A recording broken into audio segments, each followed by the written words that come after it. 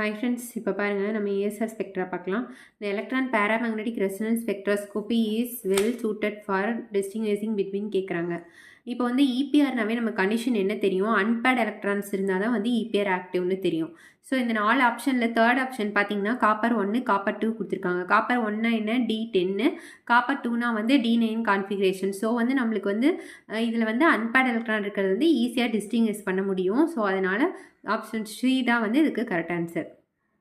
Next பாருங்கள், எக்ஸ்பன் EPR spectrum for nickel 2+ எக்ஸிபிட்னு சொல்கிறாங்க. எவ்வளோ லைன்ஸ்ன்னு கேட்குறாங்க. நிக்கல் 2+ வந்து எப்பயுமே வந்து இபிஆர் இன்ஆக்டிவாக இருக்கும். ஸோ அது ஒரு இன்ஆக்டிவ் நியூக்ளிங்கிறனால நம்மளுக்கு வந்து எந்த லைன்ஸும் வராது. ஸோ 0 தான் இதுக்கு வந்து கரெக்ட் ஆன்சர்.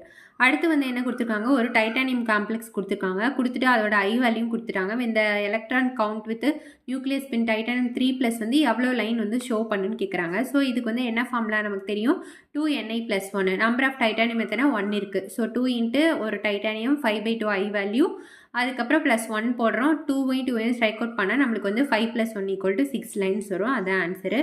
ரொம்ப ஈஸியாக தான் இருக்கும் இபிஆர். அதுக்கடுத்து பாருங்கள், explain EPR spectra of phenyl radical will exhibit லைன்னு கேட்குறாங்க. இப்போ ஃபினைல் ரேடிக்கல் பார்த்தீங்க அப்படின்னா நம்மளுக்கு வந்து இந்த HAங்கிறது வந்து ஆர்த்தோ ஹைட்ரஜன் 2 இருக்குது, HBங்கிறது வந்து மெட்டா ஹைட்ரஜன் இருக்குது. இதில் வந்து இது ரெண்டுமே என்ன பண்ணுது அப்படின்னா, இது ரெண்டும் வந்து கப்பல் ஆகிட்டு நம்மளுக்கு வந்து 2Na+1 தான். ஸோ N+1ன்னு கூட வச்சுக்கலாம் நீங்கள்.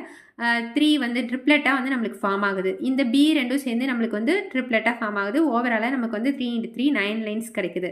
ஆனால் பேரா ஹைட்ரஜன் மட்டும் நம்ம இதுக்கு வந்து கன்சிடர் பண்ணிக்க மாட்டோம். ஸோ இதை வந்து நீங்கள் ஞாபகம் வச்சுக்கோங்க. நமக்கு வேறு மாதிரி கூட கொஸ்டின் கேட்கலாம். இபிஆர் ஸ்பெக்ட்ரா ஃபினைல் ரேடிக்கல் வந்து நாட் கன்சிடர் அப்படின்னு சொல்லிட்டு 4 ஆப்ஷனில் வந்து பேரா கொடுத்துட்டாங்கன்னா அதை கூட நம்ம ஆன்சராக வந்து டிக் பண்ணுற மாதிரி வரும். ஸோ வந்து செட்டு வந்து பேசிக்காக கேட்கறனால எப்படி வேணால் கேட்கலாம். எல்லாமே நம்ம ஞாபகம் வச்சுக்கிறது தான் கரெக்டு.